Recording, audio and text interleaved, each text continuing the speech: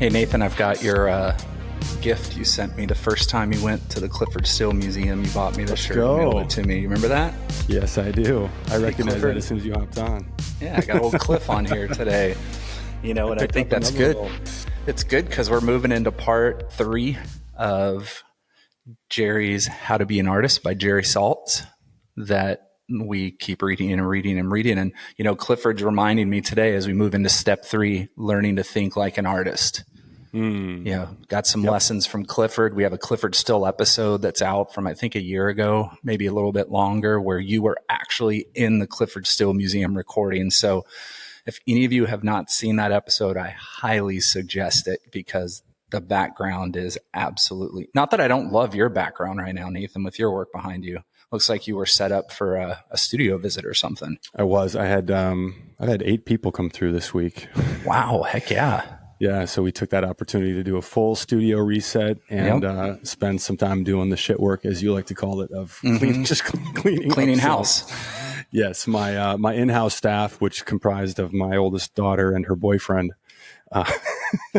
and my wife, God bless her, she came in as well and helped as well. So awesome. All hands on deck, and it's as spiffy as it's been in quite some time. Speaking of gifts, though, I before you hop in here, I do have something else I picked up for you. In New York as well. It's not quite as cool as a shirt, but okay, you'll get that in the mail sometime between a week from now and 8 months. But love it. Yeah, no, I love this section, and the subtitle is "This is the fun part." So learning to think like an artist. This is the fun part. So let's have some fun. Let's do it. Where do you want to start? Let's start with you. What do you got? Okay. Let's just start on the first one. All art is subjective. Jerry writes, what does subjective mean? It means that, though the text never changes, every person who sees Hamlet sees a different play. Moreover, every time you see Hamlet, you see a different play. This is the case with almost all good art. It's always changing. Every time you see it anew, you think, how did I miss that before? Yeah. I'm going to share a quick story and then I'll open it up to your thoughts on this one. But we were, and I'm probably going to reference my trip to New York with our youngest daughter, Ella, that we took last week a couple of times here because we saw a lot of art while we were there. But she wants to pursue theater after high school. So it was a very Broadway heavy excursion. We went to 6 shows in 5 days. But she really wanted to see Wicked on Broadway. And I had seen Wicked on Broadway, I think probably, I don't even know, maybe 12, 13 years ago, something like that. And I said afterwards, she asked me, she said, well, how did this compare to the first time you saw it? And I said, I can't say exactly why. I don't know if I just wasn't paying attention or what, but I felt like I watched that show for the very first time. Yeah, because there were so many different, things that just jumped out at me. And so his example of using Hamlet as a play just kind of brought that memory to mind. But it's just a very recent example of how something can be completely different, something very similar or the same in the case of a physical piece of art, can hit us in a very different way, depending upon where we're at or how much time has passed since we first, saw it. Yeah. I mean, I have this experience every time I'm at the Twombly Museum in Houston that we've referenced and talked about before. It's one of my favorite museums on the planet, and it's 3 hours down the road. So I'm there quite a bit, but every time I'm in there, I spend a lot of time sitting with my journal and writing about the work and really, as we'll talk about in a few minutes, really looking. Looking, and so many things, the time of day I come in, the way that the museum's set up, the way that he had a specific sail maker create basically an awning over windows in the ceiling. Yeah. So he has these awnings that are over skylights. And so the way that the light moves through those awnings, they're basically sails, changes the depth of the pieces and the colors throughout the day, no matter if the sun's high, low, whatever. So anytime I'm in there, it's just fun at different times to see how these pieces, for me, take a whole new light and just bring so much more wonder and questions and, asking about why and how and all those things. And I mean, that's what I love. It's never the same. It's always different. It's just that idea of like no one ever steps into the same river twice. You know, we're certainly different, as is the river. Jerry goes on to write, art is an unchanging thing that is never the same. a static entity that somehow, whenever you experience it, seems to be inhabited by poltergeists spontaneously generating new messages for you. And that's what you're describing. Mm-hmm. And that's what I'm hearing, right? Is like every time you sit with it, every time you spend time at the Tuolumne Museum or anywhere else, you have that, you're seeing new things that have always been there, to Jerry's point. And I love the paradox in that little chunk of wisdom, unchanging thing that is never the same, right? It is the same. That is the exact same, those are the same works that you saw however many, months or years previous, but it changes, right? It's never the same to us because we're in a different place. We're receiving it differently and it's hitting us in a different way, in a different place. It's beautiful. Yeah. And what effect should this have on your work? He says, maybe just this, let it take some of the weight off your shoulders. Stop fiddling and move on. The work will keep changing itself. That's an interesting little statement there. Yeah. Because we just talked about looking at work and seeing it, different each time, but also that quit just taking so much time to figure your piece out, right? Think about it, do things, but you got to keep moving on to the next piece, the next one, the next one. I left a voice message for one of my former mentees today who's really struggling with work. Like nothing is just clicking. She just wants to white everything out, start again. And I was, and I told her, I said, listen, that's the game. That's where we are today. That's being an artist, right? Learn to be an learn how to be an artist. Like that's part of it.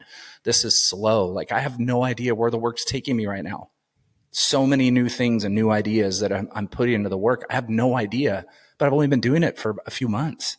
Yeah. So it's like, I'm nowhere. I have to stop fiddling. I got to just keep rolling and rolling and rolling and moving on, knowing that it's going to get somewhere eventually, but in art time, which could mean a year, could mean 2 months, could mean 2 years, right? That's what I love about, Jack Whitten still, he is inspiring me daily when I read him in the morning because if anybody figured out time, Jack Whitten did. Yeah. Like he wrestled with time and knowing what it takes to put time, effort in over long spells to get where he wanted to go. Yeah. And so every time I read it, I'm like, okay, I'm good. I just keep thinking, I'm okay. If Jack were in the studio with me, he'd say, keep going, just keep going. Don't stop. Don't worry. Don't fiddle. Just keep moving on. Well, you better not get me started on Jack because that was one of the museum shows that we went to at MoMA. I know. So unless you want me to talk for 90 minutes straight and you just sit there and listen, that'll be a future episode. Jane, my friend Jane Dameron was just there. Frances Beatty was there. She met Jacqueline Gordian there. Allison Hudson was just there. I don't know how many friends. Oh yeah, V and Sam were just there. Everybody I know is going, and I don't have the ability to go. I'm just like, I'm dying inside. I think unless you get on a plane when we wrap, I think it closes tomorrow. It's about to close. Yeah. I know. Fingers crossed that somebody else picks it up across the U.S. and it moves on to another location. But I haven't heard anything yet. What we were talking about before, it reminds me of an idea that I was exposed to through different writings about the recovery space, but this idea of a new pair of glasses. How when our perspective on something changes, we have a completely new pair of glasses. In other words, we're looking at the same thing, but the lens has changed. The lenses are different, right? The way we're perceiving it and how it's landing with us is going to be, just completely different. And I think that's a really beautiful thing. To your point about our own work, I just shared the story of resetting the space. I pulled out and just kind of set up a bunch of older work that I had just been kind of, sitting around in storage for a long time. And that's always a fun experience. And I've talked about this before, but it's always an interesting experience to now, sit with Pete. In fact, I'm looking at one to my right here that I'd kind of set aside and, not left for dead, but had decided at the time I didn't love, or maybe a year after it was made, I was like, that was something that I made and that's all right. But now, different things I can retroactively, with the benefit of time, hindsight, 2020, all that fun stuff, can look back and say, wow, there was a lot. This was really a Genesis piece in some different ways. And there's some clues in here, some different threads to pull that had value going forward as well. Yeah. Absolutely. And I love how he says on the next page when he talks about looking hard isn't just about looking long. Make yourself a seeing machine. Yeah. I love that on the next page. Like, I feel like I have really embraced being a seeing machine. Mm-hmm. Looking openly means allowing yourself to access new sources of visual interest. Just look at things, practice the openness, and the world will go larger and richer around you. Like we talked about this in Montana too, from the Mary Oliver poem. Yeah. Like when we talk about noticing things, not just looking at things, but really truly noticing things and be a seeing machine. I love that. Yeah. He closes out that section, Ty, by writing, train yourself to look deliberately, and the mysteries of your taste and eye will become clearer to you.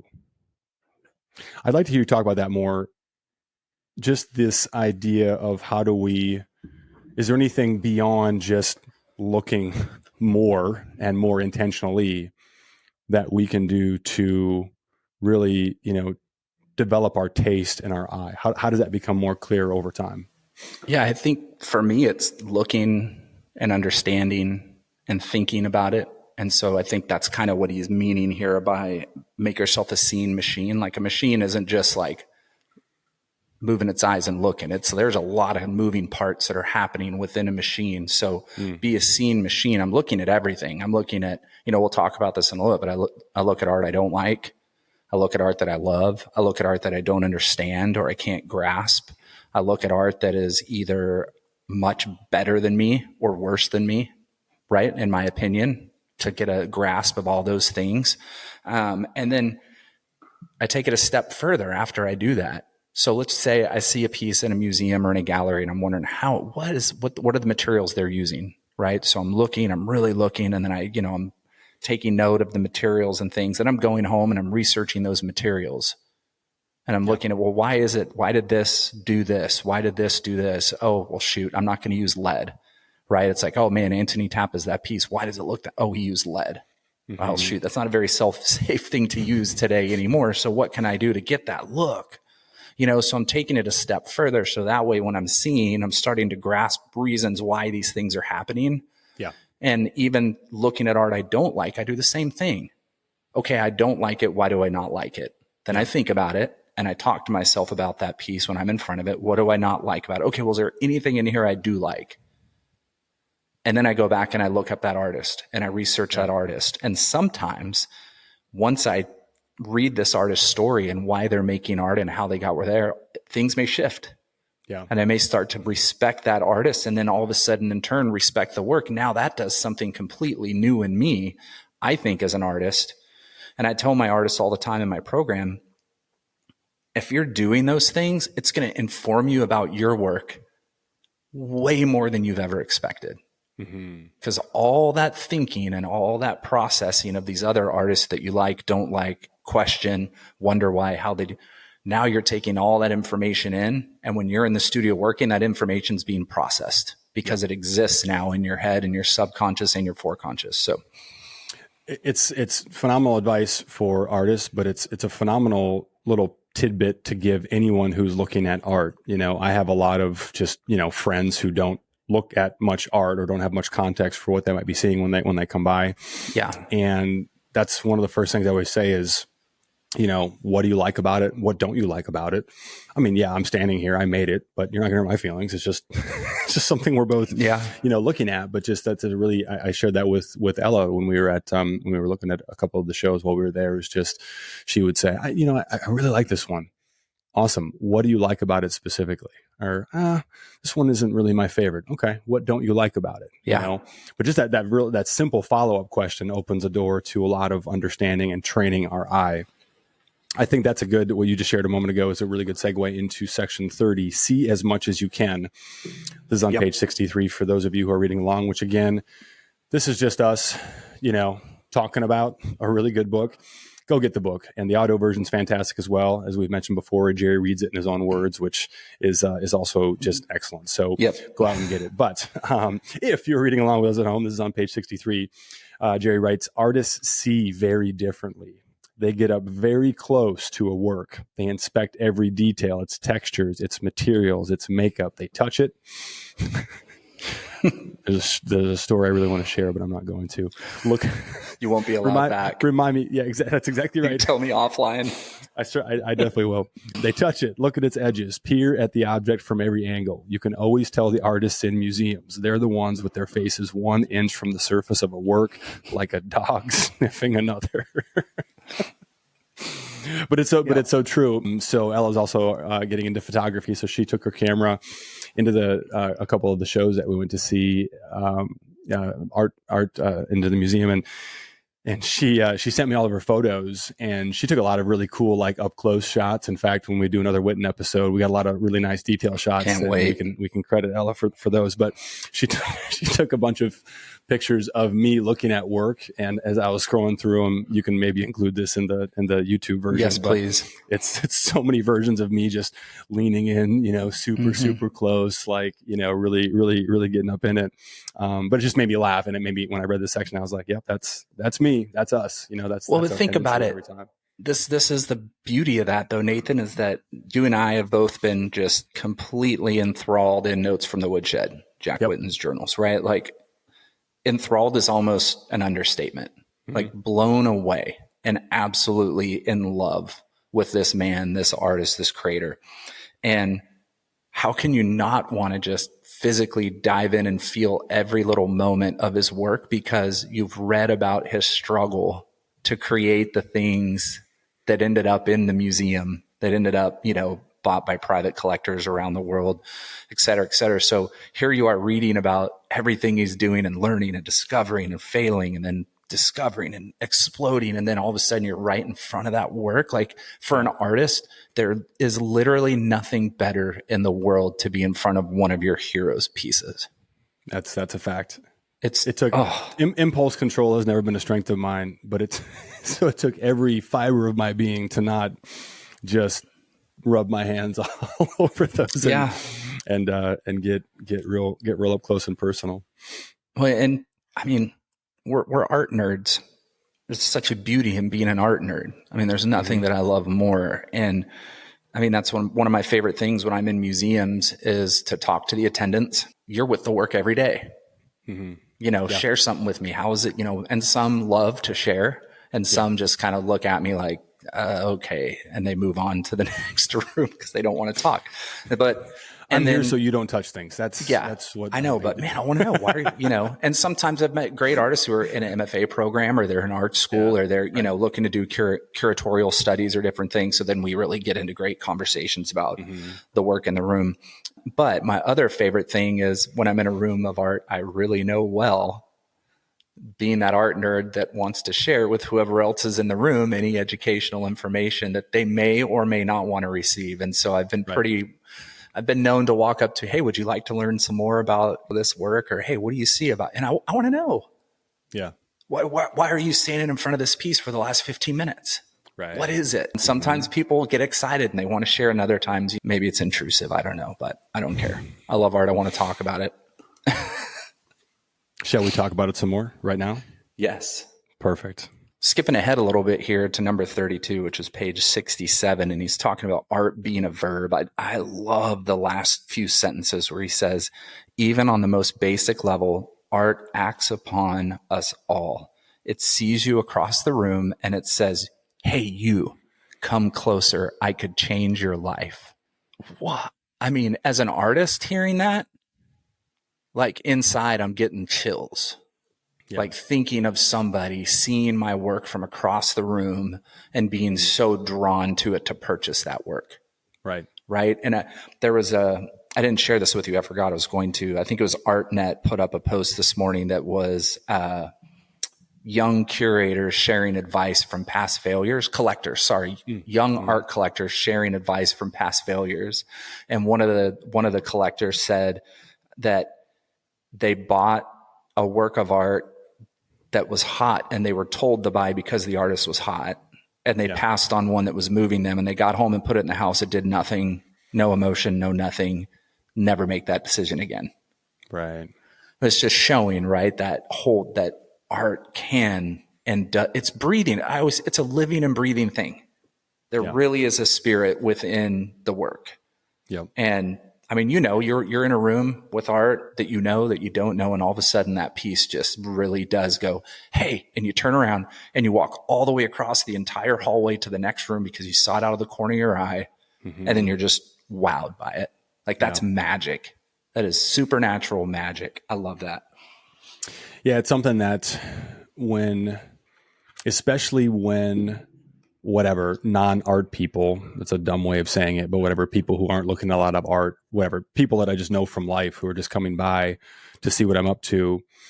That's one of the things that when they ask, what were you trying to do with this? Or what's the work about in general? It's one of the most I think, whatever entry level or user friendly ways of, extending that invitation to people, which is just to say, I'm just trying to invite people in. I'm just trying to get you, person standing next to me who is looking at something that I made, to just be curious about what's going on here. What is this made of? How does it make me feel? How do I receive that? I mean, these are very basic, simple questions that anybody with or without any context, can certainly sit with and enhance their experience of whatever they're looking at, whether they like it or not. All right. So Ty, section 33, learn the difference between subject matter and content. This is great. We're going to skip to the very last paragraph, which is on page 70. When you look at art, make subject matter the first thing you see, and then stop seeing it. Start seeing into the art. Find what needs are being expressed or hidden there. What else is behind the narrative? A work of art is a rich estuary of material, personal, public, and aesthetic ideas. Let its water pass through its banks to reach you. That's a pretty poetic little paragraph. That's a very deep Jerry right there. Oh yeah. This is a great paragraph because this is how I work on my art. Mm-hmm. So here he's talking about the viewer, right? He's talking about the person coming and looking. But when I make, like today, when I was working on a small work and I was sewing my ass off, and the subject matter's there. Mm-hmm. And then I was trying not to see it because I wanted to start doing some things below the surface that maybe could push forward into the viewer's eye things that are hidden, that I want to express in more emotive things, right? In an abstract way. Yeah. And so I want the viewer to go, what else is behind that narrative? Just like he said, why are these three little seams sewn here? Why are these fibers wrapped up in around each other rather than just going straight across? Yep. Right? There's purpose in each little thing that I'm doing and applying. There is an estuary of all these different things, of family, of memory, of future, looking ahead at things as I'm talking about loss and living, and new beginnings. So I have all these little moments wrapped up in there that's just there. It really is things diving below the surface, hoping that the waters do pass through and reach somebody that's looking at it. So great paragraph for an artist to really dive into. And I'll just be real vulnerable here and admit that this is much more challenging for me with representational work than it is with abstract work, because I have the sometimes knee-jerk tendency to be like, oh, that's a still life. That's a portrait. That's a landscape.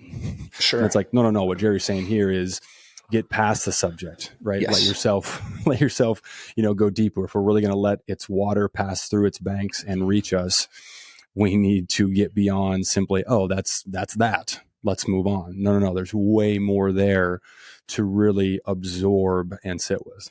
Yep. Absolutely. Yeah. Well, I think part of that for the artist is being inconsistent. I love that. If you're completely consistent, and we're going to talk about it, he says, I'm going to read quite a bit on this little section here because I think this is just really, really meaty. Variety, flexibility, experimentation, diversity, they're all essential, all those things. This doesn't mean that every new thing you make should be completely different from what you've done before. That's a sign you're scared, lazy, or some kind of performative blowhard. But moments when something appears in your work gives you an opening. I mean, I am always searching for, we talk about this in the podcast, I think every episode maybe, searching for that discovery, right? That little opening. And then something appears in your work that gives you that, some mutation, an oddity. Maybe it's a mistake. Maybe you accidentally spilled, or you got a little smudge there, but it becomes something. Variability allows your work to breathe. It helps you steer clear of tyrannies and find charm in the unfamiliar. Now, artists, listen to this. I want you to really put headphones on and listen to what I say here. Try whatever you want to try. Different sizes, different tools, materials, subjects, anything. You are not making a product. Don't resist something if you're afraid it's taking you really far away from your usual direction. That's the wild animal in you feeding. This is how you evolve, the way you keep from being caged. I can't tell you, Nathan, how many artists have said, well, I shouldn't probably use that because that's not an art material. Don't I have to paint with oil? Don't I have to do X, Y, Z in order to get in a gallery? Or no, use whatever you want. Yeah. Where is the animal leading you? Go. Don't let anything hold you back. Go. I mean, this is from the Pulitzer Prize winning art critic, Jerry Saltz. Try whatever you want. Permission.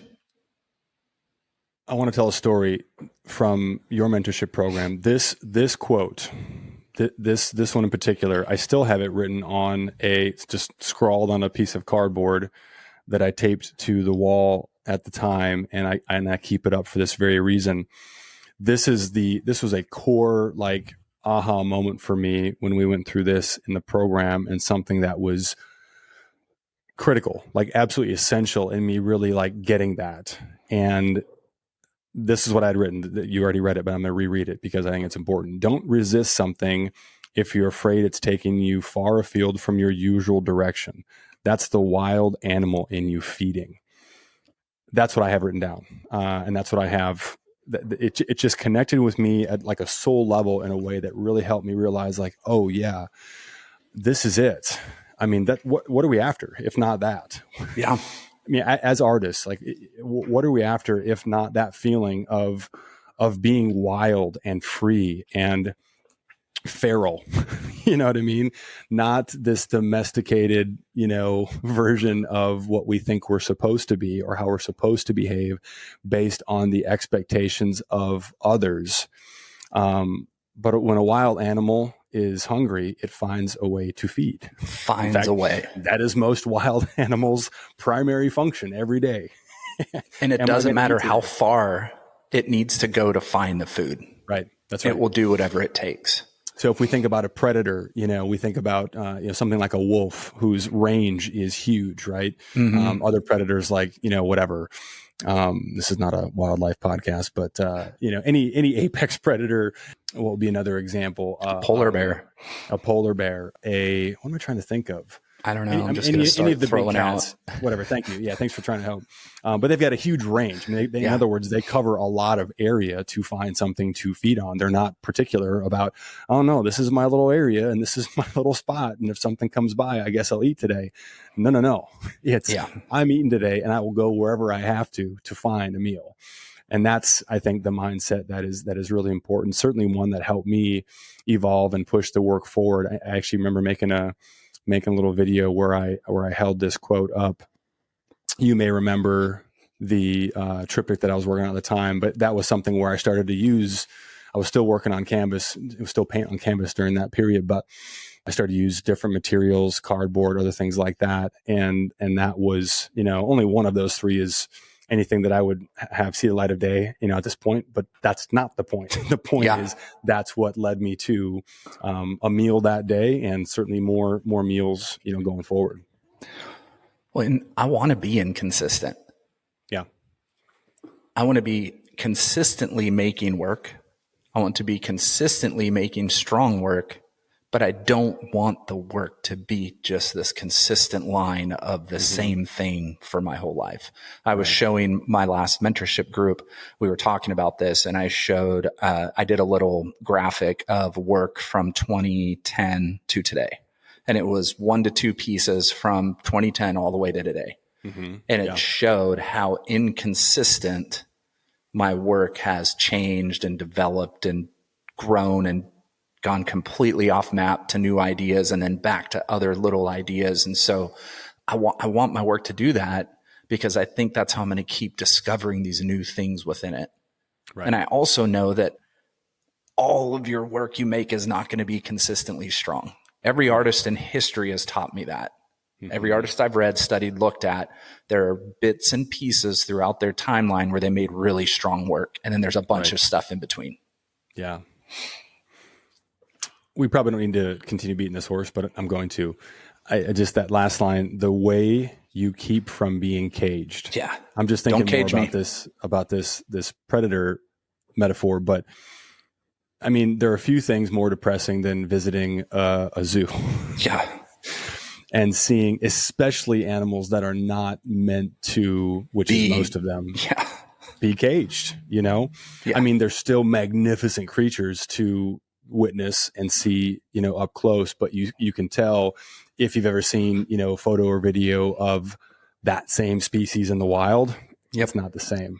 So the more we can keep ourselves from becoming domesticated, from becoming caged, the less dependent we'll be on the slot opening up and them throwing out today's version of, you know, gruel to eat. Like that's a primal instinct that those animals have, to not just eat whatever meat or eat their food, but to acquire it, to catch it, to kill it. That's all part of it, you know. All part of it. Yeah. Ty, skipping ahead to section 37. Every choice you make, your mediums, processes, colors, shapes, and images should serve not nostalgia, but your visceral present. You are an artist of modern life. That personal, specific urgency is what fuels every successful work of art. Personal, specific urgency. When I stare at you like this means keep staring at me. I'm trying to think of what to say. All right. You know, this is a really difficult conversation, and I've had this conversation with a lot of friends who are highly more academic than me, who have PhDs in art history and curatorial PhDs and things. And so these are some conversations that we have a lot, because we're contemporary. We're making art today, which means we're alive in today's culture that's living, not dead culture, but culture that's currently right now. This moment is contemporary. It's a confusion a lot of people have with saying contemporary art when they're trying to say modern art or, contemporaries today. And so really what Jerry's saying is you're making art today, so your art needs to reflect today. And so I had this conversation with a friend of mine that said, a lot of your work is it's abstract expressionist, but abstract expressionism is dead. How do you feel about that? And I was like, it was like a stake to the heart kind of thing, you know, because that is my movement that I love more than anything, that I am an academic in and study fervently. But I get what he's saying too. But do I think it's dead? Well, I think what happened then is dead. Like those moments, new moments today, the reason they were making abstract expressionist art was for a specific purpose for that moment in that time. Now, that doesn't mean that certain elements and style and representation from that doesn't carry over to today. And I'm always battling that when I paint and do things and trying to find new elements that I can add that maybe haven't been done before with abstract expressionism. So maybe it's a little more expressionism with some philosophical elements or things. That same friend had said in a podcast that we did together years ago, and he said, I think you're more to me of a philosopher, poet, expressionist is how I would define you as an artist. So it's expressionism, but with a deep philosophical and poetic element to it, which would be different than those first few waves, because I do have text and I do have some context and things. But that's a hard conversation, because you're looking at trying to create something that is of today and new, but you're still bringing in those elements and those ideas from things that you love. And all art has done that. But all art also continues to arrive in something new today, something different than what was before. So I'm not answering, I'm just creating conversation for everybody to think about. Yeah. I mean, I guess what I'm hearing in very simplistic terms, which is the best I can do, you know, most days, is that what you're making is alive because you are alive today and you are making it. Yep. Yeah. Moving on to step 4. Entering the art world. Jinx. A guide to the snake pit. Yeah, that it is. And I love that he has on that first image there next to it a photo of Alice Neal in her studio next to a wonderful painting of her. She's one of my favorite artists. Anytime I bump into an Alice Neal in a museum, I freak out. And have courage is the very first part. And that, I mean, honestly, is there anything else you need going into the art world than courage? I mean, you need a lot of other things, but you really do need courage first. I also love, I'm just thinking, sorry, I was just, that Alice Neal photo took me back to a couple of years ago. I got to see a phenomenal show of hers at the Orange County Museum of Art. And that was the first time I had seen, I don't even know, 20, 30 of her phenomenal works together. So that's just where my head's at now. I gotta get back on track because I'm also a massive Alice Neal fan. That would be a great episode for the future as well. That would be. Well, and he says here, talking about courage, think of what it took for an artist like Alice to pursue her rough-hewn portraits up in her Harlem apartment when no one else was doing anything like them. Or for Alex Katz to make his big flat figurative paintings in the 50s in the face of the juggernaut of abstraction. For Twombly to deploy erratic scrawls as the carrier for his art, what belief they showed, allowing their art to follow its own intuitive logic. Courage is a desperate gamble that will place you in the arms of the creative angels. I've been reading about Ellsworth Kelly, Robert Indiana, a number of the slip artists from the 50s and 60s. And those are two artists as well that in that same thing. Here they are in the ABEX movement, and they're trying to create things that are not ABEX. Yeah. So that battle of nobody else is doing anything like Ellsworth Kelly was doing at that time. And he's trying so hard to get it into galleries and get it going, but he had the courage to stay with it. Come back to that. Can you hear my phone? Can we turn our phones off out there, people, please? Silence. Put your phones on silence. It's just listeners. A computer. I mean, I respect the Ellsworth Kellys of the world during that time. They had an uphill battle where he was the only person doing a specific thing, and everybody else is doing abstract expressionism. So every gallery, every museum, especially on the East Coast, they want abstract expressionism work, right? And he had left Paris to New York because New York's where everything's happening. Paris isn't happening as much as it was before.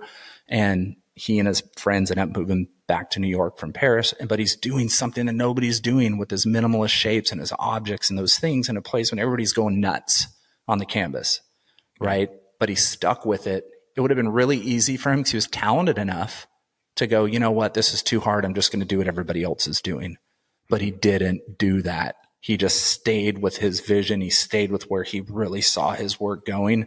And what do you have? He has his own museum in Austin, Texas, connected to the Blanton, which I've been in. It's fabulous. He's got works in museums all over the world. I mean, one of the greatest artists in history. And that's literally it.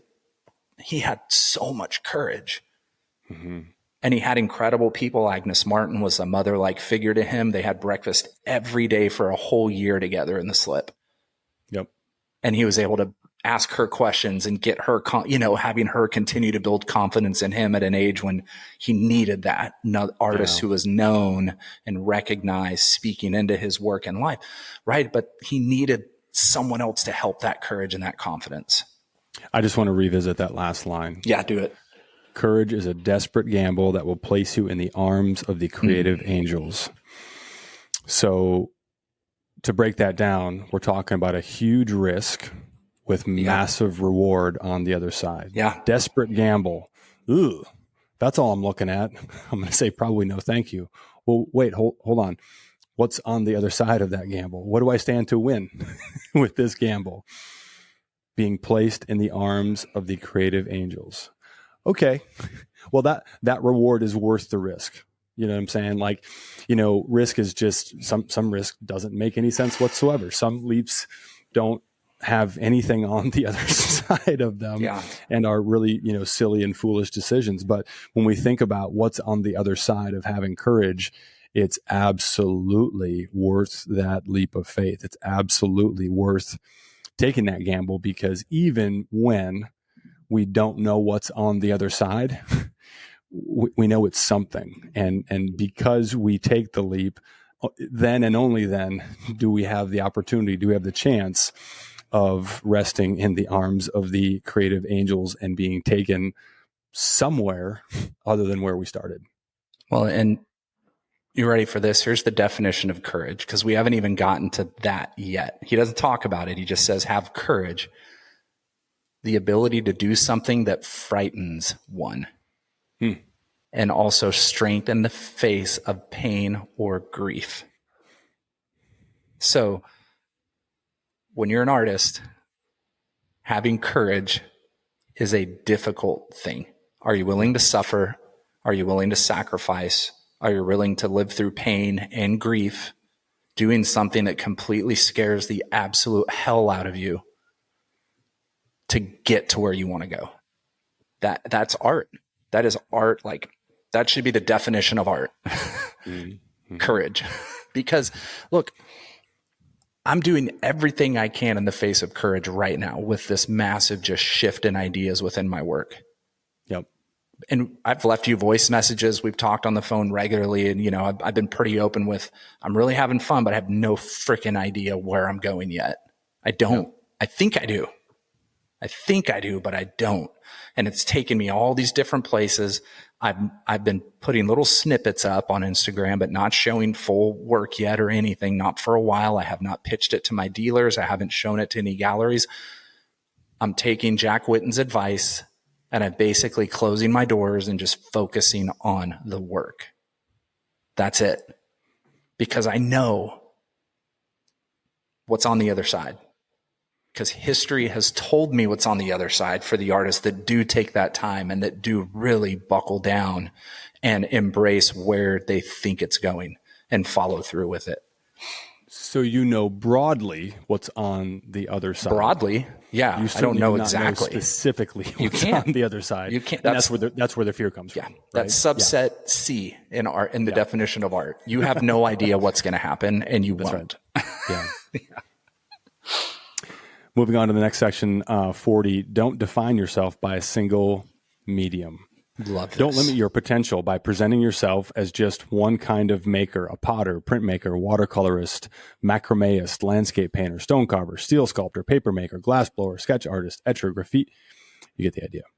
You're an artist. Yep. Skipping ahead. I once heard Robert Rauschenberg describe his combine assemblages as not painting or sculpture, but poetry. That's you. A material poet. Oh, I love that. This times out perfectly because, one of the other big, just incredibly impactful, one of the other shows that we went to out in New York was Rashid Johnson's A Poem for Deep Thinkers. And it's perfect because we're talking about poetry and that's the title of the show.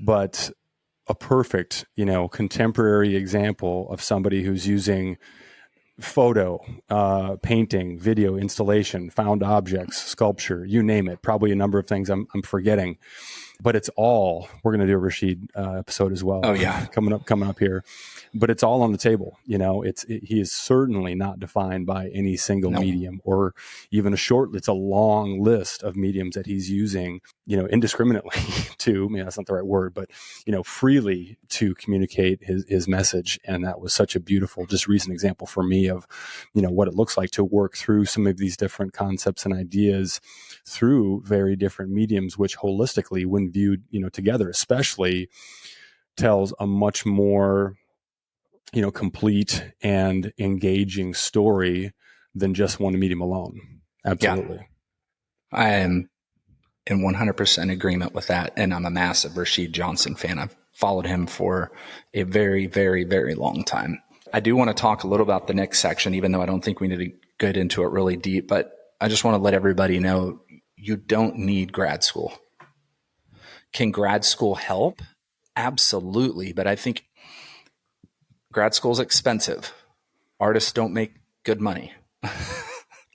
They can make money to survive, but the amount of artists who are very wealthy and make a lot of money is a very, very tiny, minuscule part of the history of artists. So can grad school help you? Sure, absolutely. But if you do not have the right mentality going into grad school, it will not help you. Yeah. The artists who go into grad school and buckle down and do everything they can to get to know their professors, to network when they're there, to go out and see a ton of shows, to just really, really dive in and do above and beyond what everybody else is doing, things tend to happen for them more than the artists who are just showing up. I mean, when you say it, it makes sense, but you'd be surprised at how many artists are in grad school and they're just showing up. They're not taking the time to truly invest in their professors, to truly invest in their critique and networks there, to truly invest in what's going on outside of grad school in the city they may be in. And so you have a large population of artists with MFAs who don't have anything going for them, and they're in the same boat as artists that do not have MFAs. Those artists just have a lot less debt. So grad school could be a great idea for you, may not be a great idea for you, but you don't need it to be successful as an artist. But I love this next section, be a vampire, form a coven, and an incredible photo of Jean-Michel Basquiat and Francisco Clemente, two of my favorite artists at Keith Haring's Pop Shop. And they were part of a coven of a number of neo-expressionist artists at that time in New York City who were all hanging out as a crew, making art, playing music, hanging out, going to museums, bothering Andy Warhol, doing everything they could to get somewhere together. And he says, artists must commune with their own kind in order to survive. Even if you live in a small town like me or out in the woods, do everything you can to bond with other artists. These are the people you will stay up late with, learn from, comfort, fight with, and love. They're the people who give you the strength to keep working through the pain. This is how you will change the world and your art. I know how difficult this is because I hear it from artists all the time. I have no art friends. How do I find them? What's a good way to start? How can I do that? I'm very fortunate. I have a lot of artist friends all over the world.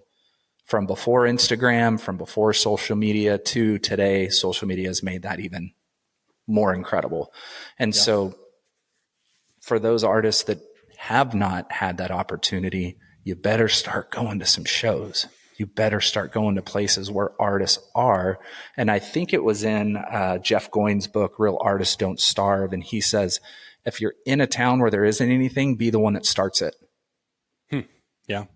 If you're in a town where there isn't a lot of art going on, there are artists. I can guarantee it. There are artists. Be the first person to start something. Yeah. Start a little meetup, start it at a coffee shop, start it at a pub, wherever you want. Hey, artists meeting up here. You're going to meet somebody. You need them. I mean, how important is it? We have crews. You and I both have similar crews. We have crews outside that we've formed, outside of different things. So, but you know how important it is, Nathan. Yeah. I mean, it's critical. I mean, and to your point, there's never been a better time to begin and maintain some of those relationships and connections, virtually. There is no substitute for IRL, right? And actually sharing space with somebody, but a lot of, relationships and connections can certainly be started and like I said, maintained and developed and continued over time just by being aware of what other people are doing. I had a really fun experience, last week when we were out in New York. I got a chance to visit two of my artist friends that I had spent, this is from the Clubhouse days. I was trying to figure out with one of them, I spent some time with Vero Perez, who's a phenomenal filmmaker and photographer, and another friend of mine, Bradley Hart, and visiting their seeing their space, seeing Vero's, all her vintage cameras, visiting Bradley's studio and seeing his very unique and incredible, process and just spending time. But we were light years ahead of where we would have been had I just, cold call or just shown, like we already had a very real, virtual, whatever friendship, by extension of the time that we had spent just in communication, even though we were half a country apart. Yep. I mean, I think last week, Gianna Tassone and I, one of my closest art friends, she's really my art little sister. I think we were going back and forth on Marco Polo, just talking about things coming up and what she's got going on. And then she had me write a reference letter for a university in London for a grad program. And so we were going and talking about that, but just being able to have those people in your life that are go-tos, for, hey, I've got this going. What do you think? Hey, would you write a reference for me? Because sometimes they want a professional and a personal reference. Yeah. Right. So you're going to need other artists to write references for you if you want to get into certain shows or get a grant or do a residency or things that are requiring those things. And so, but just being able to send you a voice message, an audio message, and go, hey, I was doing this today. I'm sending you 3 pictures. Let me get your feedback. Right. Because we've talked about before, don't worry about what everybody says about your work. Worry about what the right people say about your work. Yeah. Yeah. That was from part 1 or part 2. Was that part 1 or part? Yeah. Yeah. So Jerry talks about this, and we did a whole section on that, but it's super important because there has to be a level of trust there, trust that you're asking for feedback from someone who has an idea about what the hell you're trying to do, who has seen enough of your work to have context for whatever you might be putting in front of them. Somebody who understands you and your personality well enough to know how to deliver that feedback in a way that's going to be, received. I mean, the better you know somebody, the more direct probably and straightforward you can be. But even as well as you and I know each other, I don't think we've ever gone so far as be like, that actually sucks. You should probably just call it a day. I mean, you've got to be, intentional in the way that you communicate that feedback and the way that you ask for it. I think that, part of it too really comes from, knowing what you want to get, in terms of feedback, right? Mm-hmm. It's like, hey, here's something. What do you think? Well, okay. I mean, that's about as broad as it gets. But if it's more along the lines of, so to use an example with you and I, as I'm working on this new body of work of sculpture, a lot of it is, hey, what do you think about this? What these copper elements? How do you? What are your thoughts on how they're interacting with the transparent resin as a sculptural component, whatever it is, right? But it's being specific about like, hey, here's exactly what it is that I'm really wrestling with, thinking about, looking for feedback on. The more intentional we are with our request, the more specific the feedback's going to be, which I think is really important. Absolutely. And always remember, like page 43, accept that you'll likely be poor. Remember that 1% of 1% of 1% of all artists get rich from their artwork.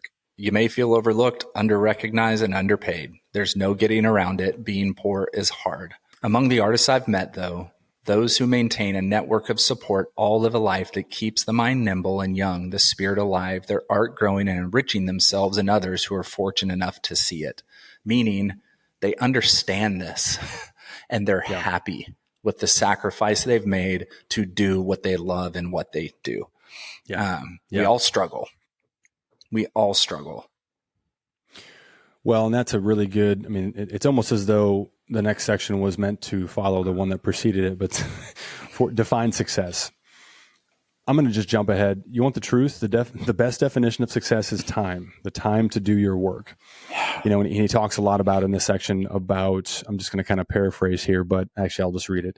But if you married a rich person and had lots of money, would you be satisfied with just the money? No recognition, no community, no lasting work? Would you be satisfied if you owned a fast food chain? Subway sells a lot of hoagies, but that doesn't make them heroes. So the financial component of all this is really important. He talks about the importance of defining success. He offers a definition of success that I agree with in part. I would extend this to say, if we don't define success for ourselves, then we will be subject to the definitions of others. Like, this is a you thing. It's up to you, Ty. It's up to me to determine what our personal definition of success is with our work and with our artistic practice. And if we don't do that, we're going to be, buffeted about by the winds of life, by the trends and the opinions and positions of others. And that's not something that I'm interested in. That's something that I don't think anybody would necessarily sign up for, voluntarily. This is something that it's really up to us to determine, honestly and objectively. And of course, like, listen, we got to eat. Shelter's pretty important. We all have financial needs, but Jerry goes on to write about the benefits of, again, by his definition, success being more time to make our work. Yeah. A 3-day-a-week job means 4 days off, 4 days to make your own art. See, you've achieved the first measure of success, time. Now get to work. Or give up your dreams and muster out. There's the door. Now, there's something really important there that is probably pretty obvious, but I'm going to highlight it anyway. This assumes that whatever time you're able to squirrel away, even if you only have those 2 days on the weekend, or whatever vacation time, or your evenings, whatever time that we have to be engaged in our artistic practice, we're assuming here. Okay, so let's just unpack this. A 3-day-a-week job means 4 days off, 4 days to make your own art. Okay, so what it doesn't mean is 1 day to maybe make your art and 3 days to do whatever, right? So if you're serious about this, it means that for all of us, we need to proactively prioritize our time and make sure that our actions actually match our goals. Yep. If my goal is to be about this life, then it's really important that I am intentional about honoring my other priorities outside of art, and then making sure that everything that isn't required of me in those areas gets poured into art. Yep. And I'm not saying, live,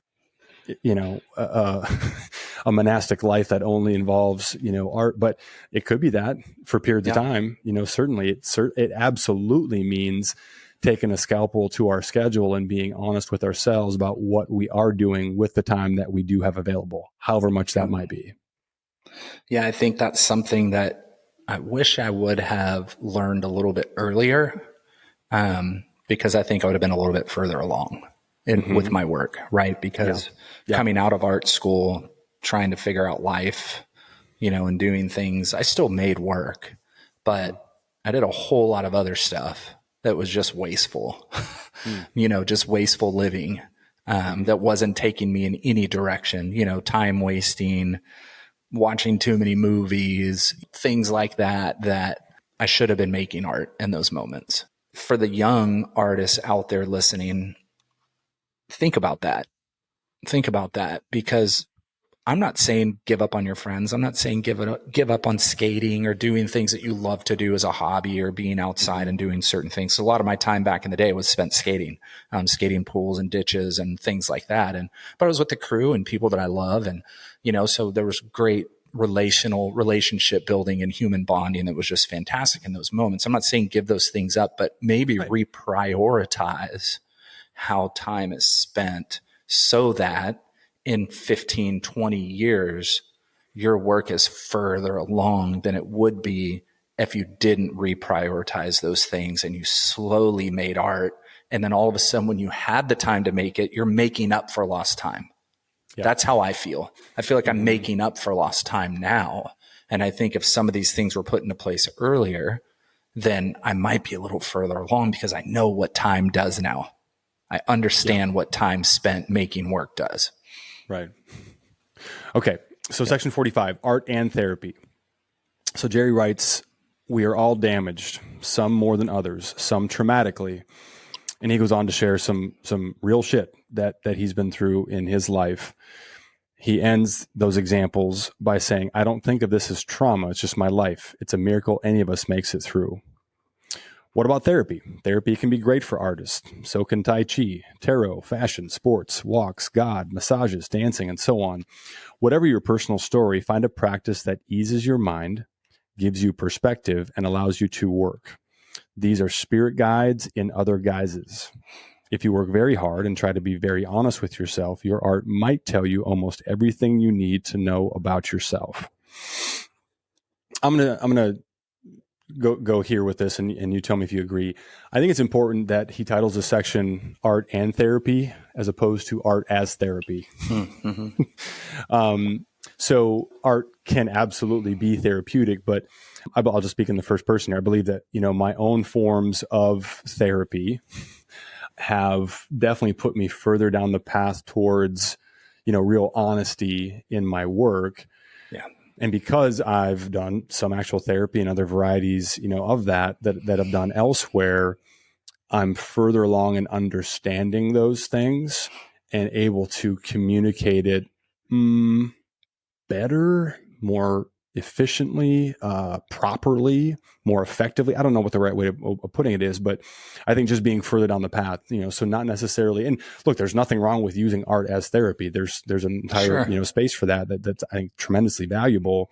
But, thinking back to I think our Louise episode was the one where we kind of did our own little version of trauma dumping and sharing, our own personal backstory and how that affects our work today. I think that, just going back to what Jerry said, if you work very hard and try to be very honest with yourself, your art might tell you almost everything you need to know about yourself. I realized something, I don't remember exactly when it was, but a couple of years in, that art introduced me to myself in a way that nothing else could. And having started this whole thing, somewhat later in life, I was approaching anyway, middle age when I really, committed to art full time. It was an interesting, I guess, process for me just to get to a point where it was like, oh, like my point in sharing that is I had already done a lot of the work. I'd already processed a lot of those things, but there was something magical about art, and everybody knows what I mean when I say this, that allowed me to really understand and be able to communicate some of those things, if only to myself, in ways that are naturally going to express themselves in the work as well. I agree with you fully. Thanks, Coach. Yep. I have nothing to add on it other than it's soul care.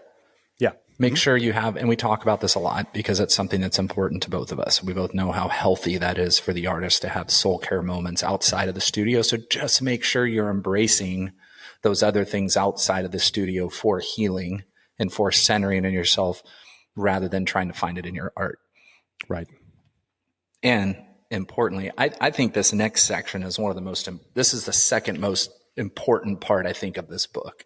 So all of the things about being an artist and who you are as an artist and how to be, like, I think this is so important. And he talks about it only takes a few people to make your career. And he says, dealers, you only need one. You need somebody who believes in you and supports you. Collectors, you only need a handful, 5 or 6, who will buy your work from time to time over the years. Critics, well, it'd be nice to have some who seem to get what you're doing. But he goes down, curators, it'd be nice to have a few of your generation or older who can put you in good shows from time to time. And he says, that's it, 12 people, maybe. Surely your crappy art can fake out 12 stupid people. So Jerry right there. But here's the thing. Here's the one condition. Okay, everybody, let's put those radars on, those antennas, and start really listening again. You have to put yourself out there, artists. You have to get out there. It will not happen if you're not putting yourself out there, no matter how hard it is. And I know for some of you out there, this is one of the hardest things because you're extremely introverted. You don't want to go start new conversations with people you've never seen before. That's really difficult for some of you, but you have to show up. You have to go to everything, go to openings, just if you're going to stand around and feel inadequate. Talk to the other wallflowers. And he says the secret is 80% of us are doing that same thing. We're all scared. We're all standing against the wall. I don't want to talk to anybody. But most galleries, curators, collectors, and critics learn about artists through other artists. Yeah. They learn about you from your friends, from your network. Pay attention to what the galleries are showing. Figure out which ones you might like, which ones might like what you do. Forget about the mega galleries. Look for places and people who might see your work as an opportunity. Don't overprice your work when you're getting started either. That only makes it harder for anyone to take a chance on you. Jeff Koons prices early works at less than the fabrication cost. He was eating costs to sell work. So some people are better connected than others. They get to 12 supporters faster. But the art world is full of these privileged people. It is unfair and unjust. It's still a problem for women artists and artists of color, especially, not to mention artists over 40. The road is rougher for these artists, and it needs to be changed by all of us. Things are rapidly changing. The art world is changing. It is an ever evolving, and I'm glad that it's an ever changing and allowing artists to have a presence who should have had a presence 40, 50, 60, 70 years ago. It's sad that it's taken so long for some of these artists to catch up. Jack Wooden should have had 50 retrospectives at the MoMA by now. Yeah. Get out there, you guys. Ladies, gentlemen, go to shows, go meet people, be bold, because you're going to have to be bold with your work. You're going to have to be bold with your work to get it out there. So go be bold as the artist as well. It's a combination. You got to be bold. Get out there and meet people, say hi. If you're going to pitch a gallery, they're not just going to take a cold email and put you in their space. You're going to end up having to have a studio visit or doing a Zoom and talking. So if you're not practiced, you're going to blow it. Get out and meet people so you can start learning how to handle your nerves and swallow that introvertedness so that when the opportunity comes, you can really pitch yourself and your work with confidence. I will speak to this as the resident introvert of the two of us. I think it's really one word there that jumps off the page to me is connected. Some people are better connected. Sure. Let's talk about the word connection. I mean, I think that all of those, 12 people, there's a version of connection, human to human. And that all begins with the condition that Jerry's very clear about, which is you have to put yourself out there. And Yep. I would just offer that putting yourself out there can come in many different forms. Showing up to galleries and shows is certainly one of them, but it's definitely not the only one. There are Right. a lot of ways to show up, get out of our comfort zone and do things that maybe don't even make sense or seem like a good idea at the time. But I guess what I would offer is you just never know who you're going to meet. You never know who's going to, see what you're doing, feel a connection to it, and want to be a part of what you've got going on going forward as any of the above. I went to a festival to make art in kind of not really in front of a bunch of people. There are a lot of other things going on. It's not as though I had an audience the entire time, but I had never done any version of that. This is going back, I guess, a couple, 2-3 years ago, and met some amazing people who have just become, really, really cool friends. But I've had one collector in particular who now owns 6 or 7 of my pieces, who lives out in Philadelphia. And that all started with me just showing up, not really having a plan. I kind of had a plan, but not really knowing what I was going to do, what I was going to do or what it was going to look like. And just by making that connection, by making that, friend and somebody who really, just really digs what I do and wants to own a bunch of pieces and have it in his world was just really, really cool. So we got to show up. We've got to put ourselves out there in kind of, it's one of those things where it's like, just yes should be our default answer to, do you want to do this or should I do this? Because we just never know what's going to come of it. Maybe nothing, but maybe something, but it all starts with showing up. Yeah. And my dealer in Houston, Mont Art House, Jennifer Monteleone has become a dear friend and an incredible patron and supporter of my work by moving my work and selling it and really taking a serious interest in the artist as well as the art. And I saw a number of friends who she was showing. This is, pre-COVID years ago. And I kept seeing friends like working with her. And so I sent a message and said, hey, I noticed a couple of my friends are showing with you. I love the work that you have. If you're interested in adding another artist, if you're ever looking for another artist, I'd love to pitch. And got a message within probably an hour that said, oh my gosh, I'd love to talk. Are you free to hop on the phone? I was like, yes, let's talk now. Right. I didn't wait and say, well, yeah, I'll be ready next week. And then we hopped on the phone and we were on the phone for 30 minutes and ended up beginning a wonderful relationship. But there are plenty of times when I've gone, oh man, a lot of my friends are showing here doing this, and it's like, oh, okay, maybe I'll reach out sometime. Mm-hmm. Rather than, I'm going to reach out right now. And just see what happens. I mean, what's the worst they can say? No, right? You got 2 choices. They're going to say, yes, let's talk, or no.